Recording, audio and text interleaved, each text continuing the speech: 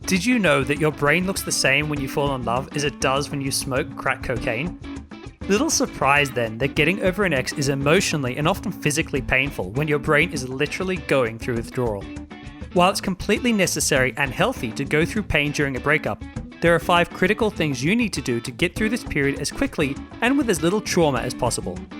Number 1. Remove all contact with your ex for at least 3 months. If you maintain regular contact with your ex, it will take you a lot longer to recover because every time you see them, you get reminded of them, and it becomes incredibly hard to move on and put them out of your mind. This is the most difficult step for most people when they first break up. They still want to keep that person nearby for comfort, but they can no longer truly comfort you. They can only prolong the pain you have to go through. You can be friends with your ex one day, but not until you have completely grieved the relationship and moved on. Number 2, make some time every day to grieve. It's very important not to try to bury your feelings. Doubly important not to use drugs like alcohol or prescription medication to try to make these feelings go away. It's only by creating the space to openly feel as much pain as you want that you can emotionally work through the things you need to work through. However, you don't want to make this time unlimited. Give yourself at most an hour or 2 a day in the first week or 2. In that time, put on some music that reminds you of your ex. Allow yourself to cry or get upset or get angry. Write letters to your ex that you'll never actually give them, or start whacking a pillow. Do whatever you want that allows you to express what you're truly feeling. By purposefully and freely expressing yourself in a safe space, you'll find that you'll soon not want to spend so much time grieving them. And when that happens, stop making time to grieve. We often make grieving difficult by trying to bottle up these feelings or hide from them as much as we can, so they linger for much longer than they need to and the experience becomes much more traumatic. Number 3, find at least 2 or 3 different friends that you can open up to. One of the reasons men often struggle more with breakups than women is that most men don't have anyone to talk to about their emotional turmoil. Humans are designed to be social creatures. After a breakup, you are suddenly deprived of a whole ton of care and affection and human connection you got from your ex. Finding a small number of friends who you can open up to emotionally about your struggles will help salve the sense of suddenly being alone. The friends will also help give you a much needed perspective.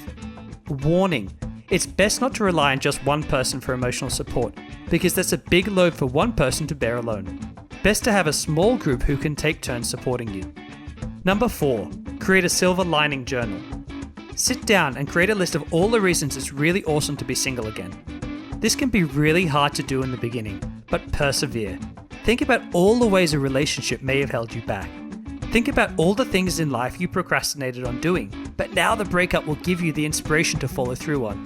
Think about all the bad things about your relationship, and there are always bad things about every relationship, that you are suddenly free of. Think about all the personality traits you wish your ex had, but that a new partner will possess in the future. Have fun with this list. It will really help you to get focused on the things you have to look forward to in the future. Number 5, be social. When you're getting over your ex, the last thing you want to do is go out dancing with friends or go to that housewarming over the weekend. But it's actually really crucial to force yourself to go out with others. Spending too much time alone makes it really difficult for us because we get stuck on our heads and it can be really hard to get out again. Just commit to going out somewhere with a group of people at least once a week. Even if you hate every minute of it, I promise it will help you immensely. Breakups aren't ever going to be easy, but you can get through them a lot better if you use the 5 steps above to get through them as quickly and healthily as possible. Please share this video with someone you know needs to see it, especially if you know they're suffering, but aren't opening up and talking to anyone about it. You could be the one friend that makes all the difference. Hey guys, do you get frustrated approaching women and then getting rejected? I'd like to invite you to my free 12-video training series where I'm going to show you how to make such an amazing first impression before you even say a word that rejection will soon become a thing of the past.